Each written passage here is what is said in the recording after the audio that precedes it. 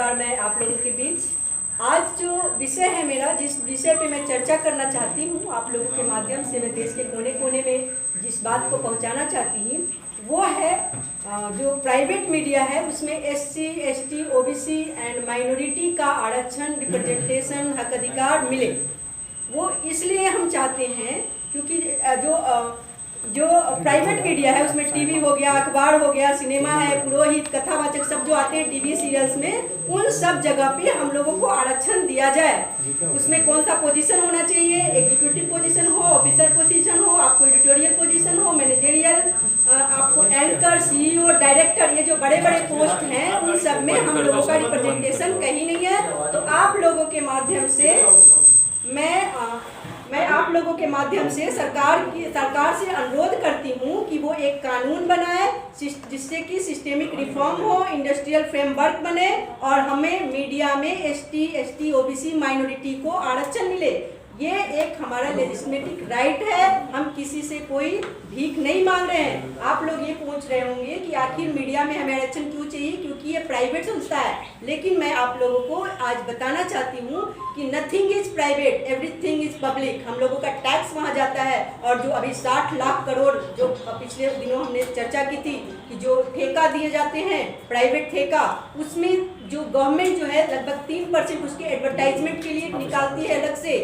अगर उसका 1.5% भी लिया जाए तो 1 लाख करोड़ से ज़्यादा वो बजट होता है। व्यूअरशिप भी हम ही है, 90% लोग जब हम हैं तो हमारी व्यूअरशिप से उनको जनरल रेवेन्यू भी जो मेन स्ट्रीम मीडिया है उनको जनरेट होती है। तो ये सब कुछ भी हमारे मतलब हमारा कहना ये है कि वो मतलब कुछ भी प्राइवेट नहीं है उनका, हम सबका उसमें अधिकार है और हमें भी उसमें आरक्षण और रिप्रेजेंटेशन मिलना चाहिए। अभी कुछ दिन पहले ही, और आप लोग ये पूछेंगे कि आखिर आरक्षण क्यों चाहिए, आप लोग क्यों नहीं ऐसे जा रहे हैं, तो अभी कुछ दिन पहले अभी एक जो विपक्ष के नेता हैं उनके सबसे बड़े पार्टी के उन्होंने अभी मीडिया हाउस में ऐसी प्रेस कॉन्फ्रेंस चल रहा था, पूरा मीडिया के लोग भरे हुए थे। उन्होंने पूछा कि ST, ST, OBC के कितने पत्रकार हैं, एक बार हाथ उठाना।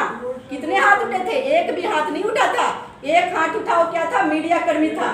तो उन्होंने कहा यही कमोबेश जो स्थिति है पूरे देश में, जो मीडिया मेन स्ट्रीम मीडिया है उन सबका यही स्थिति है और हम लोग वहाँ पे कहीं भी नहीं है। यही नहीं, अभी मैं एक रिपोर्ट के हवाले से कहती हूँ, ऑक्सफैम इंडिया है जिन्होंने 2019 से लेकर 2022 में एक रिसर्च रिपोर्ट पेश की, जो द प्रिंट जो न्यूज पेपर था उसमें एक हेडलाइन के तहत वो हुआ था। इसमें हेडलाइन में पढ़ देती हूँ, who tells our story matters, representation of marginalised caste group in Indian media. इस हेडिंग के तहत उन्होंने जो निकाला था तो उसमें ST, ST, OBC का वो कैमरा उठाने वाले और दरी बिछाने वाले को मिलकर हम लोग 4% थे। तो ये है हमारा रिप्रेजेंटेशन। अगर हम उसमें मैनेजरियल पोजीशन या डायरेक्टर पोजीशन लिया जाए तो उसमें हम लोग बिल्कुल नगण्य है। 32 जो दांत होते हैं ना उसमें एक जीव के बराबर भी हम लोग नहीं है।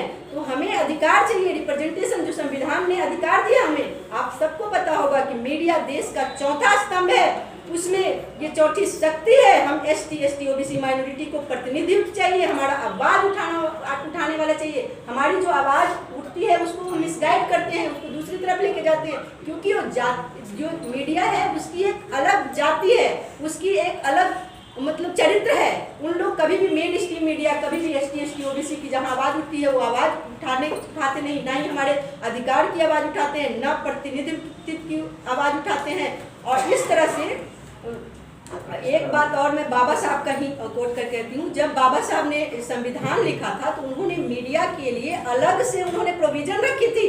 उनको जो प्रिंट होकर के जो पेपर आते थे जिसमें न्यूज़पेपर छपते हैं, उस पेपर के अलग से उनको रिबेट मिलता है, उनको सब्सिडी दी जाती है। वो प्रिंट जो होता है उसमें भी सब्सिडी मिलती है।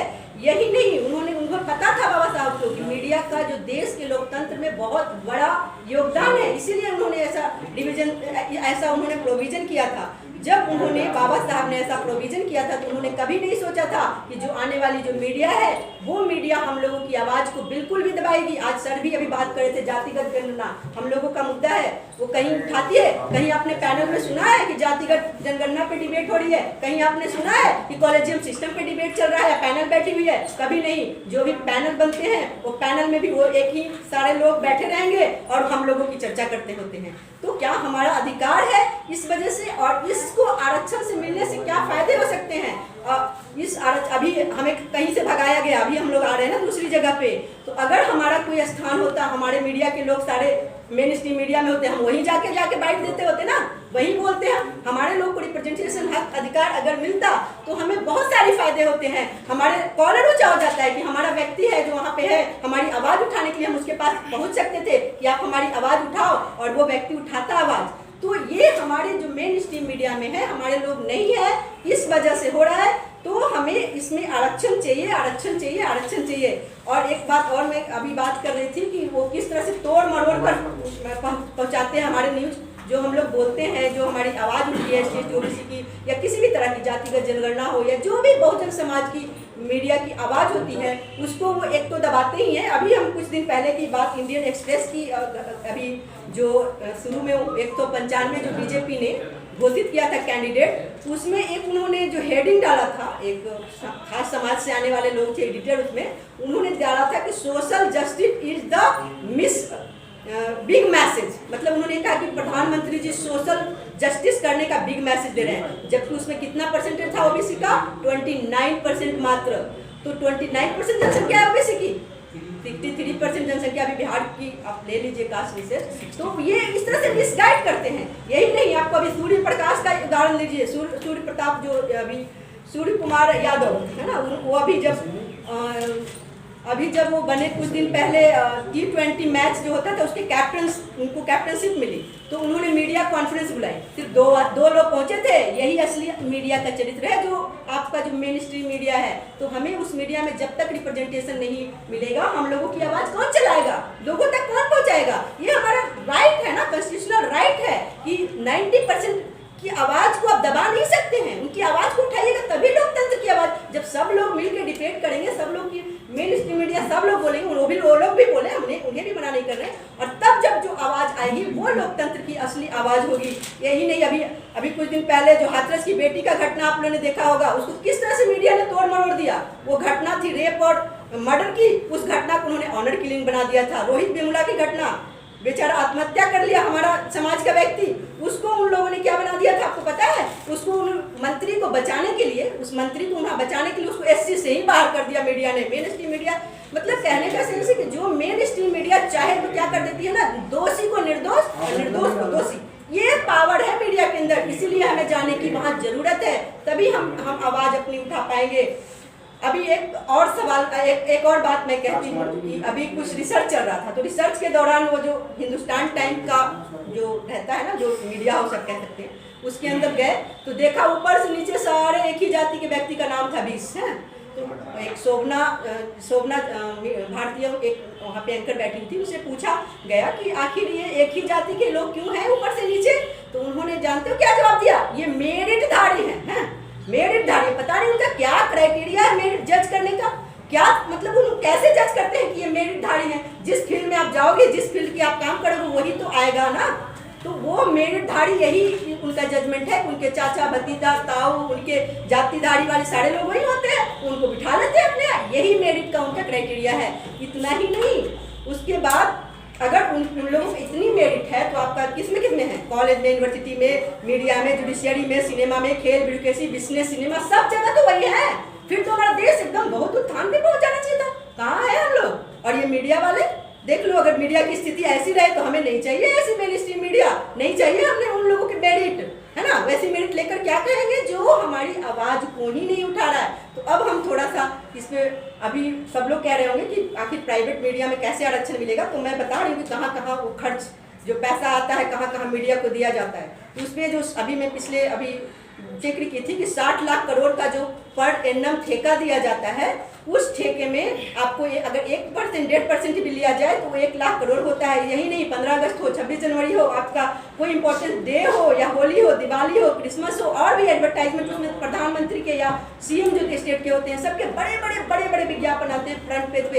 एक विज्ञापन का 5 से 10 लाख रुपया कहाँ से आता है? वो हमारी रेवेन्यू का, हमारी ही टैक्स का पैसा है। तो वो सिर्फ उन लोगों के लिए नहीं है, पूरी देश की जनता के लिए है। तो हमें उसमें भी आरक्षण चाहिए तो चाहिए। यही नहीं, न्यूज़पेपर का प्रिंट अभी की बात कर रही थी, यहाँ तक कि सेंट्रल गवर्नमेंट अलग से 13,000 करोड़ पर ईयर का सेंट्रल बजट है, वो बजट में भी मतलब सेंट्रल गवर्नमेंट देती है, वो भी हमारे रेवेन्यू का है। जो हम लोग व्यूअरशिप, जो हम लोग देखते हैं टीवी या रेडियो, जो भी देखते हो, उसका भी बजट, मतलब हमारी ज़्यादा जनसंख्या है तो हम ही लोग तो ज़्यादा देखेंगे, तो रेवेन्यू उनको जो जनरेट हो रहा है वो भी तो हम ही से हो रहा है। यही नहीं, अलग अलग विभागीय जो बजट होता है, आपको PSU हो, एजुकेशन हो, हेल्थ हो, यहाँ तक कि सालाना उद्घाटन हो रहा है, कभी उद्घाटन के बाद शिलान्यास होता है, सब में मीडिया का अलग से बजट होता है, अलग मीडिया हाउस बनाने के लिए बजट दिया जाता है। तो ये सब कहाँ से आते हैं? वो सब हमारे ही पैसे हैं। तो हमें इस वजह से उसमें आरक्षण, जब हमारे आरक्षण हमें मिलेगा तभी तो हमें उन्हें घुसने की इजाजत होगी, वरना वो तो दरवाजा ही बंद कर रखे हैं, वो मेरिट धारी और पता नहीं क्या क्या मिसकंसेप्शन वाली न्यूज चला करके। तो हम आप लोगों के माध्यम से ये रिक्वेस्ट करते हैं और हम चाहते हैं कि आप लोग भी इस आवाज़ को पहुंचाइए। और सरकार से मैं अनुरोध करती हूँ कि समय चुनाव का समय है, वो अपने कैबिनेट में बजट पास करे और हम ST ST OBC को रिप्रेजेंटेशन दे। और जब शुरू हो सकता है, शुरू में कुछ मीडिया लोग नहीं दे, सारे मीडिया हाउस वाले 1-2 लेंगे, 2 अगर ले लेते हैं उसके बाद हम लोग का उनका जो उनको ओर चला जाएगा, फिर वो मजबूरी में उन्होंने लोग देंगे। और आप लोग ये भी कह सकते हैं कि आखिर ये कैसे हो सकता है पॉसिबल, तो क्यों नहीं पॉसिबल हो सकता है? हम लोग भी सिटीजनशिप हैं, हम लोग भी इस देश के वासी हैं, एक एक नागरिक का एक वैल्यू है वोट का। आप लोगों ने अमेरिका में एक कहानी सुनी होगी, रोजा पार्क्स की, जो एक महिला थी, बहुत साहसी थी। जब ब्लैक्स जो इंडियन होते थे, ब्लैक जो वहाँ पे होते थे, अफ्रीकन या जो भी, उन लोग 13.5% ही वहाँ की आबादी है उनकी, और कैपिटलिज्म है। जो जो अमेरिका है वहाँ पे कैपिटलिज्म है। तो भी कैपिटलिज्म के होते हुए भी उन्होंने मनवा ली बात। हमारे यहाँ तो डेमोक्रेसी है, तो कैपिटलिज्म कैसे मनवाया उन्होंने? जब वहाँ पे जो आपके गोरे लोग थे उन्हीं की बसें चलती थी और वो बैठती थी, कोई भी काला महिला या जेंट्स जो भी कोई बैठता था, अगर वो गोरे आ जाते थे तो उन्हें उठना होता था, है ना?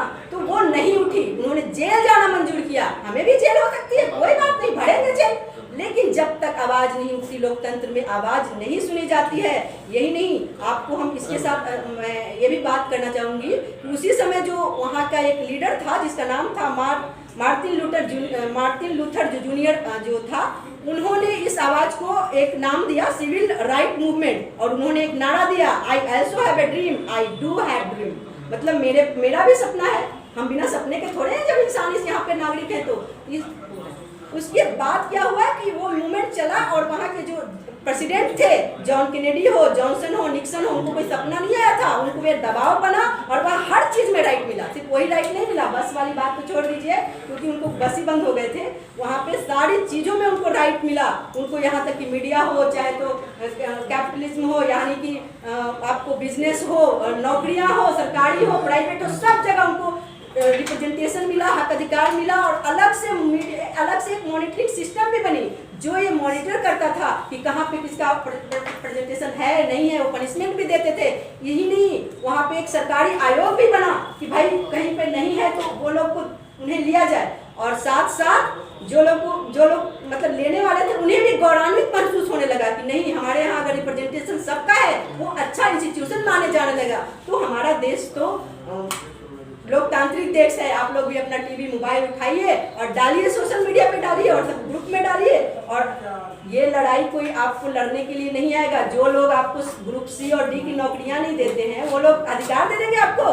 वो क्या कर दिया उन्होंने, सबको आउटसोर्सिंग करके वो नौकरियां भी खत्म कर दी है। तो अंग्रेजों के खिलाफ भी हमें लड़ना पड़ा था, उसी तरह आज भी इन लोगों से हमें लड़ना पड़ेगा, तभी जाके अधिकार मिलेगा। और ये चुनाव का समय है, इसमें सुनी जाएगी। आप लोग सब के सब आवाज़ उठाइए। बुआनेक्सी मतलब हम लोग एक तरह से यूनाइट हों, अपने परिवार, अपने दोस्त महिब सब लोगों से बोलिए और ये डेमोक्रेटिक अधिकार लीजिए। यही मैं आप सबसे अनुरोध करती हूँ। और जो भी आपके पास कोई भी आए, जो भी प्रत्याशी आए, तो उनसे कहिए कि हमारे मुद्दे को उठाइए, तब हम आपके लिए प्रचार भी करेंगे, चुनाव के लिए आपको फंड भी देंगे, सब कुछ करेंगे और हमारे लोगों से वोट भी कराएंगे। जब तक ये नहीं हुआ, हम लोग अब सब लोग मीडियाधारी हैं, तो जब तक ये मीडिया की आवाज़ नहीं उठी, हमारी आवाज़ नहीं सुनी जाएगी। इसी के साथ जय हिंद, जय भारत।